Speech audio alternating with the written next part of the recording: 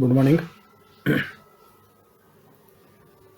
आजचं नवीन टॉपिक आहे electronic simulation softwares. यामध्ये आपण शिकणार आहोत study the library components available in the circuit, simulation software, various resources of the software. Simulation म्हणजे काय? सिम्युलेशनचा मराठी अर्थ आहे नक्कल. अशी परिस्थिती किंवा घटना जी वास्तविक दिसते परंतु वास्तविक नाही. विशेषतः लोकांना अशा घटना किंवा घटनांचा सामना करण्यासाठी मदत करण्यासाठी वापरली जाते. मागं पण आपण याचा अभ्यास केलेला आहे. सिम्युलेशन म्हणजेच असं सॉफ्टवेअर की ज्याच्यामध्ये तुम्ही इलेक्ट्रॉनिक सर्किट्स आर्टिफिशियली बनवू शकता, कृत्रिमरित्या बनवू शकता आणि त्यामध्ये तुम्ही कोणत्याही प्रकारचं डिझाईन करू शकता.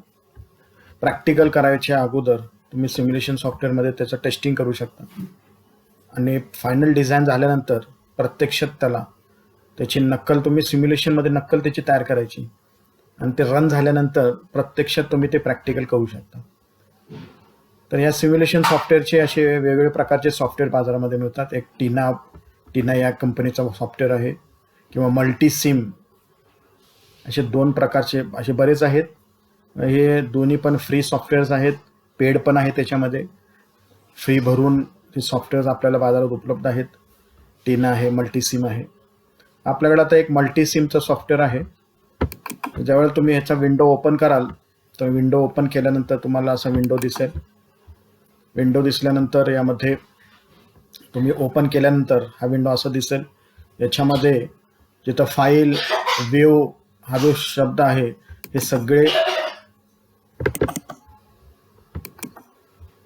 सगळे जे आहेत त्याला म्हणतात मेनू बार.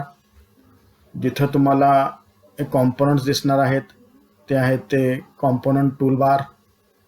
नंतर ह्या ठिकाणी उजव्या बाजूला हे सगळे जे दिसणार आहे तुम्हाला सगळं हे जे आहे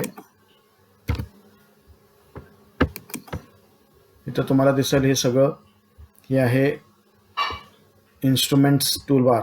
हे सगळे जे आहे इन्स्ट्रुमेंट्स टूल बार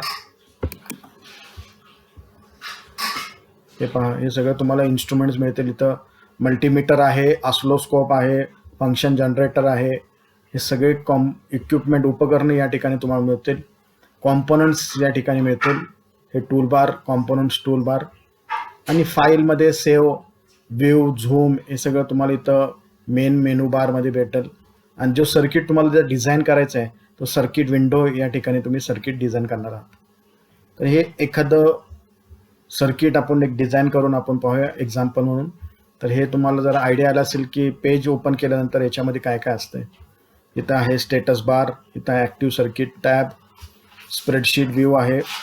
स्क्रोल करण्यासाठी डाव्या उजव्या बाजूला किंवा वर खाली करण्यासाठी स्क्रोल बार्स आहेत आणि हे वेगवेगळ्या प्रकारचे टूल बार्स. तर हे कसे आहेत ते पण आपण पाहूया. त्या ठिकाणी एक सॉफ्टवेअर जो मल्टीसिमचा सॉफ्टवेअर आहे तो इन्स्टॉल केलेला आहे.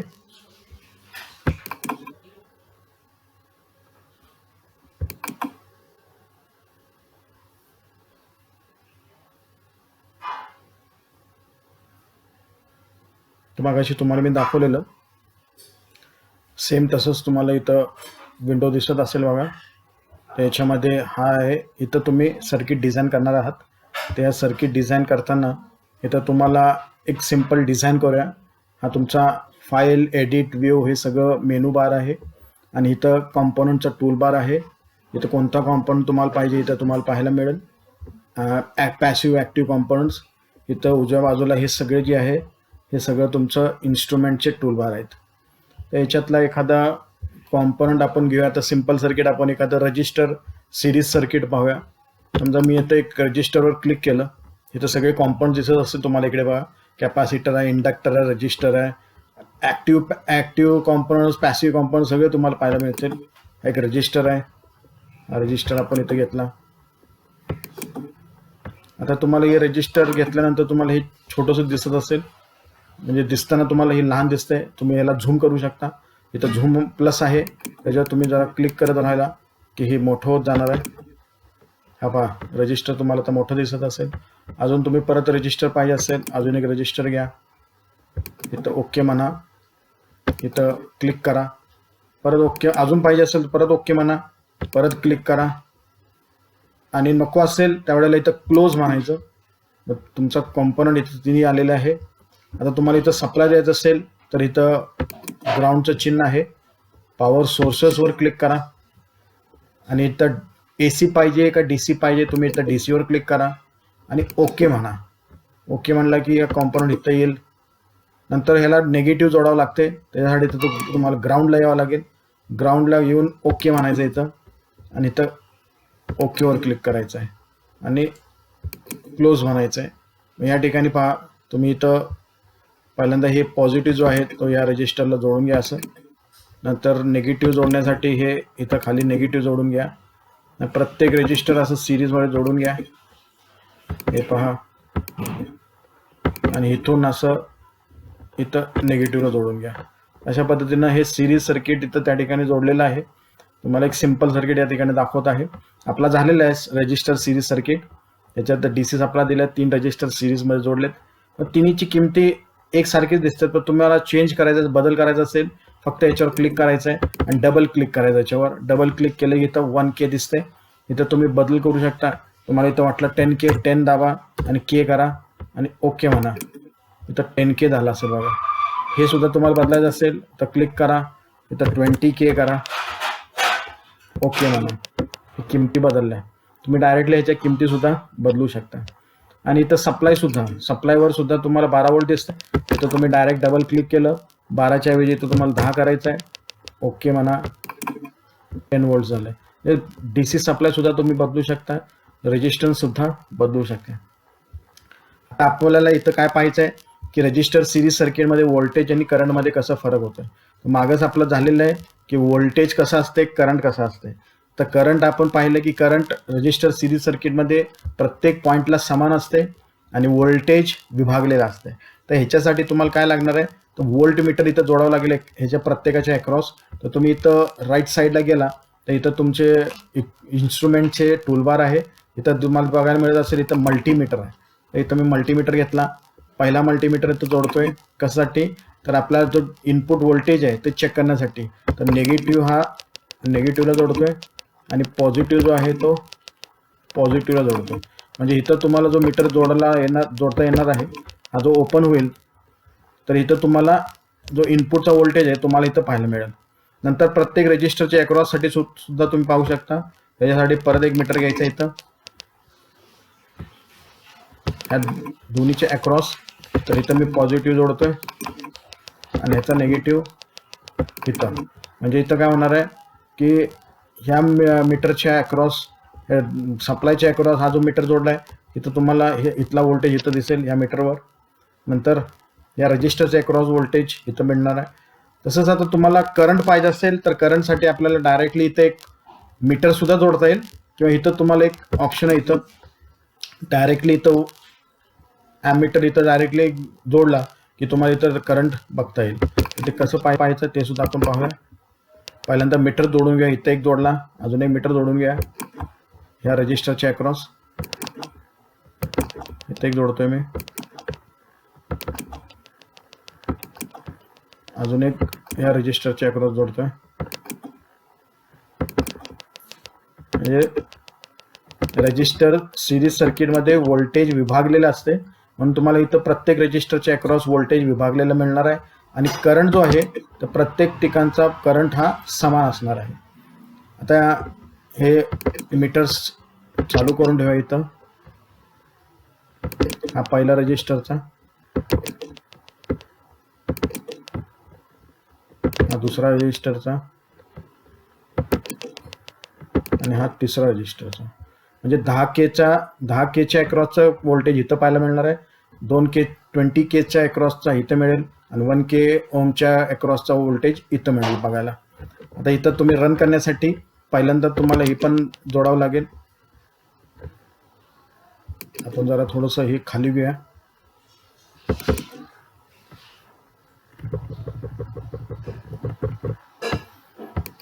हे पहा, आता बघा, तर इथं तुम्ही डायरेक्टली ॲमीटर. तर आपण बघितलं सिंपल सिरीज सर्किट. आता याच्यामध्ये तुम्हाला करंट व्होल्टेज सगळे पाहायला मिळेल. आता मी काय करतोय, याला रन करतोय. याला आपल्याला मोठं स्क्रीन करता येईल याला, आणि याला रन करून पाहूया.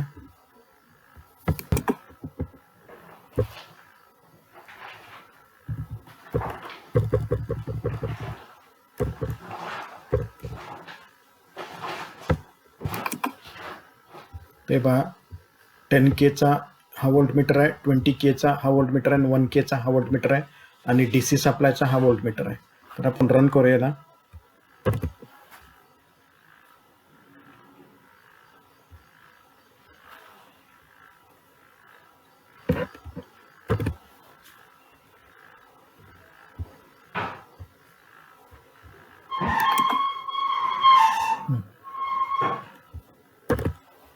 हे पहा, तर बघा तुम्ही इथं व्होल्टेज किती दिलेलं आहे, 10 व्होल्ट या मीटरवर दिसत असेल, 10 व्होल्ट. तसंच 10 किलो ओमच्या अक्रॉसचा व्होल्टेज 3.226 व्होल्ट, 20 किलो ओमच्या अक्रॉसचा 6.452 व्होल्ट, आणि 1 किलो ओमच्या अक्रॉसचा 322.586 मिली व्होल्ट. या मिली व्होल्टमध्ये आहे, इथं व्होल्टमध्ये आहे, इथं व्होल्टमध्ये आहे. आणि या सर्किटचा जो करंट आहे, तर हे पहा तुम्हाला किती दिसते, पाहायला मिळते बघा, 323 मायक्रो ॲम्पियर दिसते, 323 मायक्रो ॲम्पियर. इथं सुद्धा पहा 323 मायक्रो ॲम्पियर, इथं पण पहा 323 मायक्रो ॲम्पियर, आणि इथं सुद्धा पहा 323 मायक्रो ॲम्पियर. म्हणजे सगळ्या सर्किटमध्ये करंट हा समान आहे आणि व्होल्टेज विभागलेला आहे. तर आपण मागं रजिस्टर सिरीज सर्किटमध्ये पाहिलं आहे की व्होल्टेज विभागलेलं असते आणि करंट समान असते. तर या सर्किटमध्ये, सिम्युलेशन सर्किटमध्ये हे तुम्हाला प्रूफ झालं असेल की जे तुम्ही 10 व्होल्ट दिलेलं आहे हे तुमचं विभागलेलं आहे. ह्याची बेरीज केली 3.226 प्लस 6.44552 प्लस हे 322.586 मिली व्होल्ट, ह्या सगळ्यांची बेरीज केली की जवळपास हे 10 व्होल्ट येणार आहे. तर हे 10 व्होल्ट हे 3 रजिस्टरमध्ये विभागलेलं आहे, आणि या सर्किटमधून वाहणारा जो करंट आहे तो 323 मायक्रो ॲम्पियर आहे. तर अशा पद्धतीनं हा रजिस्टर सिरीज सर्किट आपण डिझाईन केलेला आहे ह्या सिम्युलेशन सॉफ्टवेअरमध्ये. तुमच्या लक्षात आलं असेल. तर असे काय सर्किट्स तुम्ही अगोदर केलेले आहेत, ह्याच्यामध्ये मी एक सिम्पल सर्किट्स बनवलेलं आहे, ते तुम्हाला पाहायला मिळेल.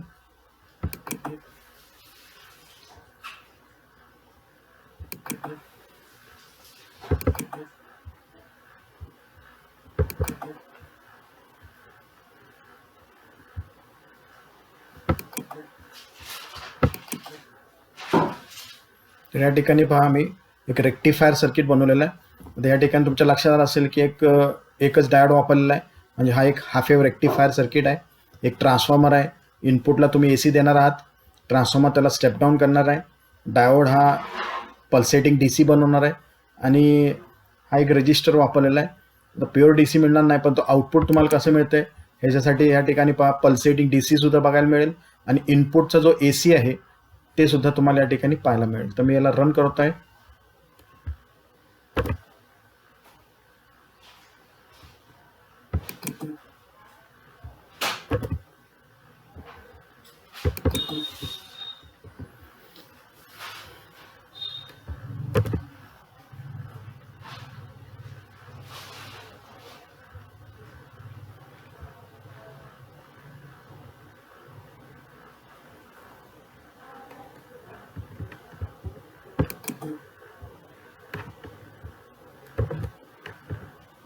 हे पहा, आता हे रन केलेलं आहे सिम्युलेशन सॉफ्टवेअर.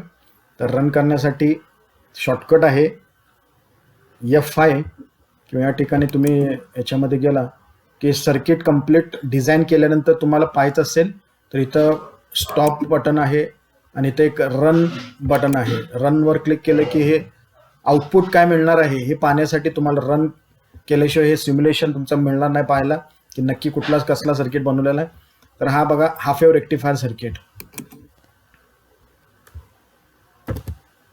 तर तुम्ही ह्याचं वेवफॉर्म सुद्धा पाहिलेलं आहे. तर हे जे तुम्हाला ह्या मोठ्या वेवफॉर्म जे दिसते ते तुमचं इनपुट AC आहे, आणि त्याचं आउटपुट जे आहे डायोडच्या आउटपुटला तुम्हाला हे पहा पल्सेटिंग DC मिळतं आहे. तर या ठिकाणी फक्त पॉझिटिव्ह हाफ सायकल मिळते, निगेटिव्ह हाफ सायकल इथं कट होतोय. इथं पॉझिटिव्ह हाफ सायकल मिळतोय, निगेटिव्ह हाफ सायकल या ठिकाणी कट होतोय. म्हणजे जे आपण मागं अभ्यासलेलं आहे हाफ वेव्ह रेक्टिफायर सर्किट, यातून हाफ वेव्ह रेक्टिफायर सर्किट या ठिकाणी तुम्हाला पाहायला मिळत आहे. जे फक्त पॉझिटिव्ह हाफ सायकल या ठिकाणी कट होत आउटपुटला मिळते आणि निगेटिव्ह हाफ सायकल कट होतोय. फक्त इथं काय मिळत नाही, निगेटिव्ह हाफ सायकल या ठिकाणी मिळत नाही आहे. हाफ वेव्ह रेक्टिफायर सेम तसंच एक फुल वेव्ह रेक्टिफायर सुद्धा बनवलेलं आहे, ते सुद्धा पाहायला मिळेल. हे मी स्टॉप करतोय, परत फाईलला गेलो, ओपन केलं आणि एक दुसरा पण एक बनवलेला आहे. ते बघा, आता 4 डायोड वापरलेला आहे. म्हणजे तुमच्या लक्षात आलं असेल 4 डायोड म्हणजेच ब्रिज रेक्टिफायर. ब्रिज रेक्टिफायरचा आउटपुट तुम्हाला कसा मिळतोय ते सुद्धा पाहायला मिळेल तुम्हाला. इनपुटचा वेव्हफॉर्म आणि त्याचे आउटपुट्स. आता हे आउटपुट्स कुठले, तर डायोडच्या आउटपुटला पण, आणि या ठिकाणी एक फिल्टर कॅपॅसिटर सुद्धा वापरला आहे. फिल्टर कॅपॅसिटरचे आउटपुट सुद्धा तुम्हाला पाहायला मिळेल.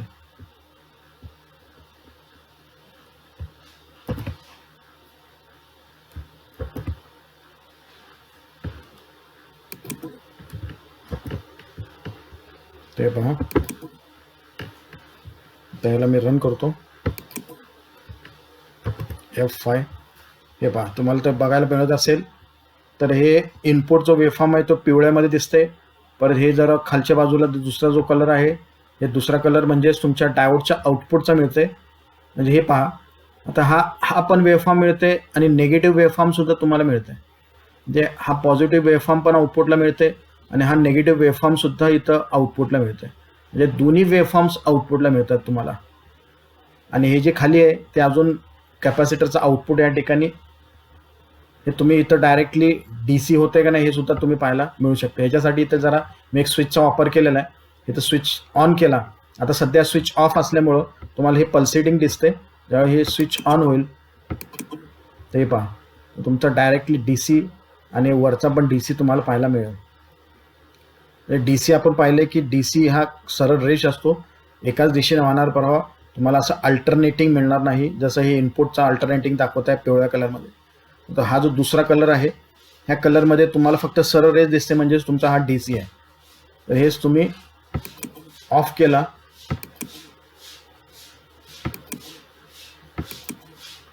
तर या ठिकाणी पहा, हा कम्प्लीट दोन्ही वेव्हफॉर्म्स तुम्हाला आउटपुटला मिळत असतील. आता याचं फ्रिक्वेन्सी सुद्धा तुम्ही चेक करू शकता.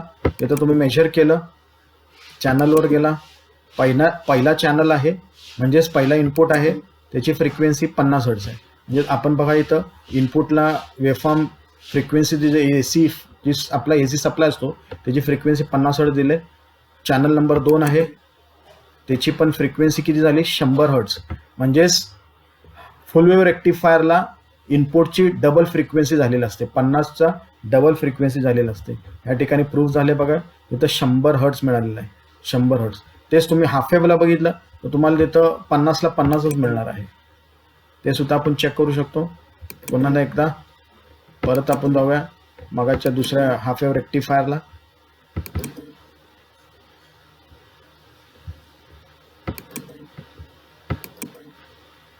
हे पहा, आता इथं सुद्धा आपण रन करून पाहूया.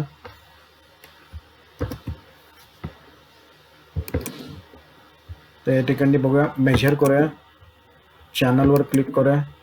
पहिला चॅनलची फ्रिक्वेन्सी आहे 50 हर्ट्झ, म्हणजे इनपुटची फ्रिक्वेन्सी 50 हर्ट्झ आहे आणि चॅनल 2ची पण फ्रिक्वेन्सी पहा 50 हर्ट्झ आहे. म्हणजे हाफ वेव्ह रेक्टिफायरला काय डबल होत नाही, कारण निगेटिव्ह साईड आपल्याला मिळत नाही. निगेटिव्ह साईड मिळत नाही म्हणून फ्रिक्वेन्सी काय डबल होत नाही. म्हणजेच हाफ वेव्ह रेक्टिफायरमध्ये इनपुटची फ्रिक्वेन्सीच आउटपुटची फ्रिक्वेन्सी असते आणि फुल वेव्हमध्ये त्याची डबल फ्रिक्वेन्सी होते. तर ह्या सिम्युलेशन सॉफ्टवेअरच्या साहाय्याने तुम्ही हे सुद्धा प्रूव्ह करू शकता. जेवढ्या आपण थेरटिकली अभ्यास करतोय तर प्रॅक्टिकली इथं तुम्ही एक नक्कल तयार करून चेक करू शकता. अशा पद्धतीनं कितीतरी सर्किट्स आपण इथं पाहू शकतो. तसं एक मी रनिंग लाईटचं एक सर्किट बनवलेलं आहे, तुम्हाला ते पाहायचं असेल तर ते सुद्धा आपण बघू शकतो.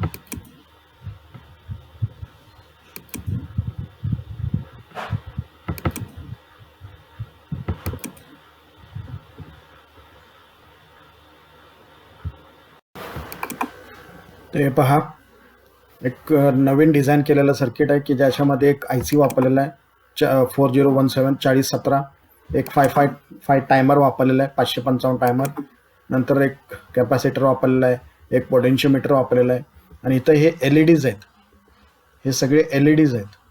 आता LEDचा सिम्बॉल वेगळा असतो, पण हे LEDच्या स्वरूपातच हे इंडिकेटर आहेत. तर ज्यावेळेला तुम्ही हे रन कराल तर रन करण्यासाठी इथं ऑप्शन आहे हा रनचा. इथं तुम्ही नुसतं बाण लिहिला तरी तुम्हाला कळेल इथं रन, आणि शॉर्टकट की आहे F5 न सुद्धा रन होऊ शकते. ह्याला मी जरा मोठा करतो, आणि इथं तुम्ही F5 दाबला, हे बघा तर हे LEDs हे असे राऊंडमध्ये गोल आकारामध्ये हे फिरत राहणार आहे इंडिकेशन.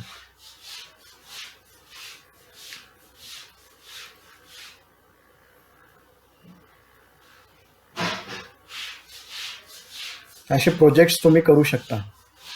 असे प्रोजेक्ट्स तुम्ही या सिम्युलेशन सॉफ्टवेअरमध्ये बनवलं, रन झालं, आणि तुम्हाला वाटलं की बा हे असे सर्किट्स तयार केल्यानंतर आपल्याला प्रॅक्टिकली बनवता येईल, मग सेम ह्याच डिझाईनच्या साह्याने तुम्ही प्रत्यक्षात प्रॅक्टिकल बनवू शकता.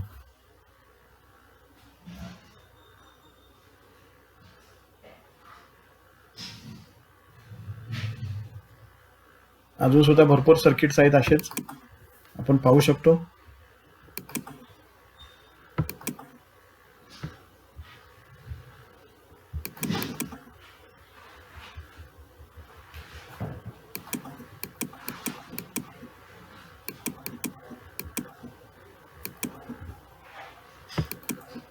सेवन सेगमेंट डिस्प्ले आहे, याच्यामध्ये LEDs हे वेगवेगळे ग्लो होतात, आपल्याला अंकाच्या स्वरूपात पाहता येईल. त्याचं एक सर्किट वेगळं बघूया आपण.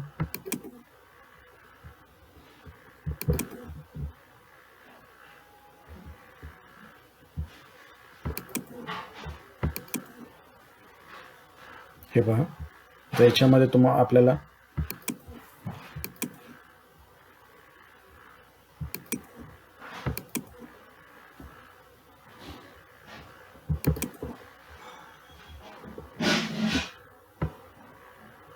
ह्याचा प्रॉब्लेम झालेला दिसतोय. आपण परत एकदा ट्राय करूया.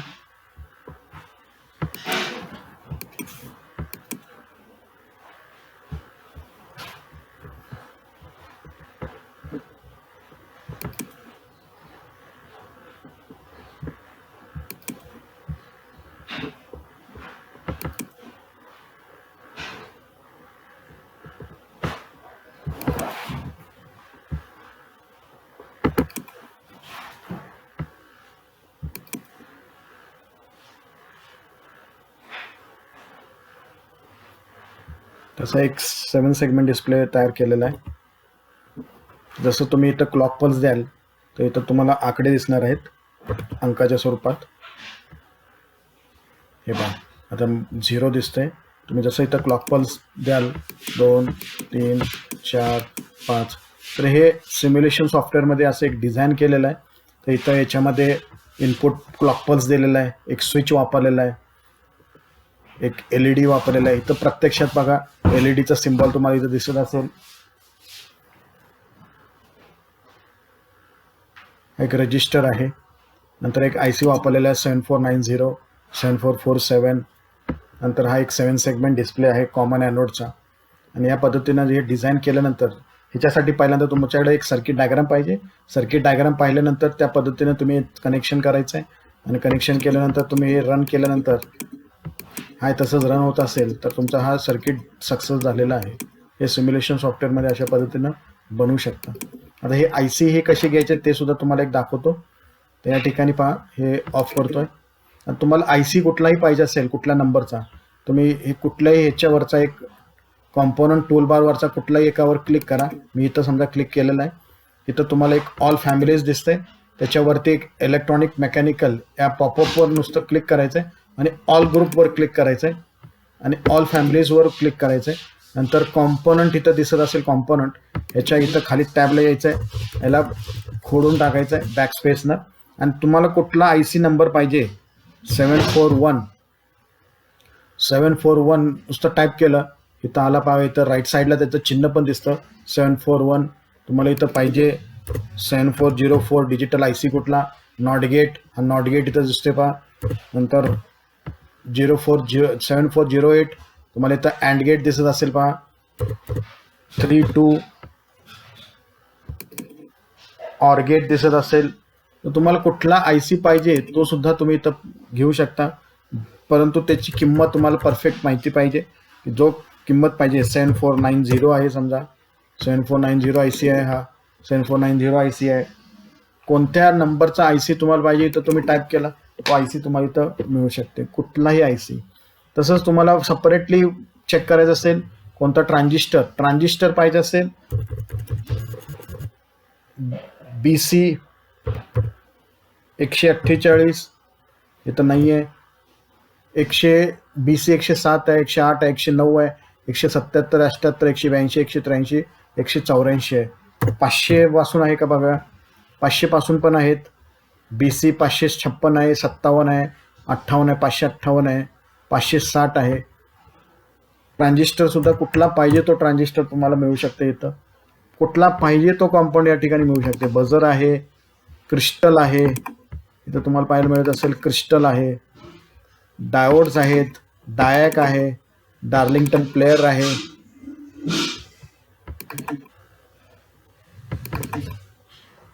स्विचेस आहेत, JFET आहे, FET आहे, LEDs आहेत वेगवेगळ्या प्रकारचे, LCD आहेत, लॅम्प आहे. तुम्ही हे असं सेपरेटली सुद्धा चेक करू शकता एक एक कॉम्पोनंट कुठला.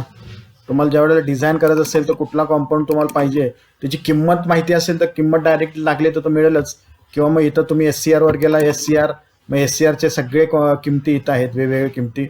हे कुठले किमती जे पाहिजे ते तुम्ही इथं पाहू शकता. इथं स्विचेस आहेत, कुठला स्विच पाहिजे तुम्हाला, हा स्विच पाहिजे, हा स्विच पाहिजे, तुम्ही स्विच घेऊ शकता.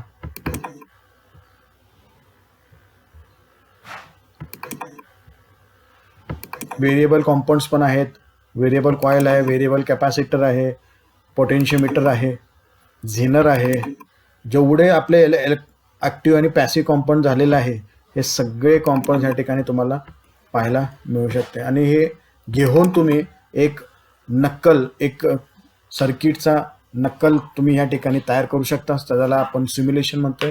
आणि इथं रन करून तुम्ही ते पाहू शकता. आणि एकदा रन झालं की तुम्ही प्रत्यक्षात ते हाय तशा डिझाईनमध्ये तुम्ही प्रॅक्टिकली केलं की तुम्ही ते रन करून पाहू शकता.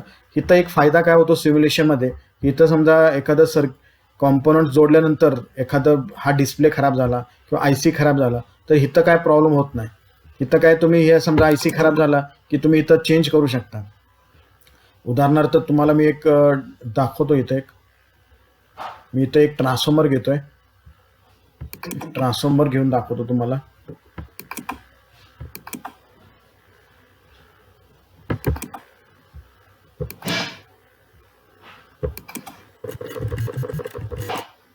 इथं एक ट्रान्सफॉर्मर म्हणतो,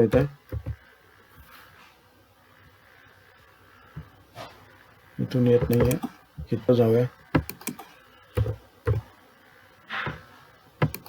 हे बघा, आता मी याच्यातला एक ट्रान्सफॉर्मर घेतला, समजा हा ट्रान्सफॉर्मर घेतला, हा इथं ट्रान्सफॉर्मर घेतला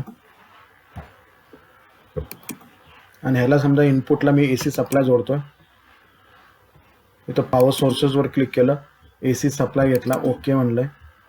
इथं क्लिक केलं, ओके म्हणलंय. आणि हे AC सप्लाय इथं जोडलोय आपण, हे सुद्धा याला इथं जोडलोय. आणि ह्याला रन करून बघूया. आउटपुटला काही जोडलेलं नाही आपण.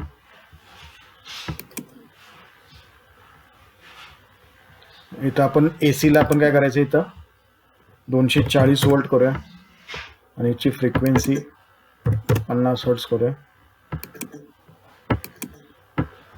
आणि रन करूया.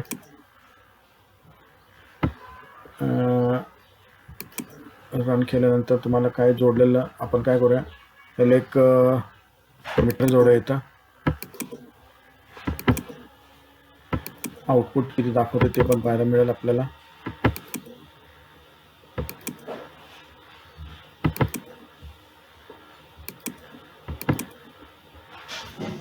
तर पाहायला मिळते आपल्याला. तर या ठिकाणी आपण समजा याचा रेशिओ जरा चेंज करून बघूया.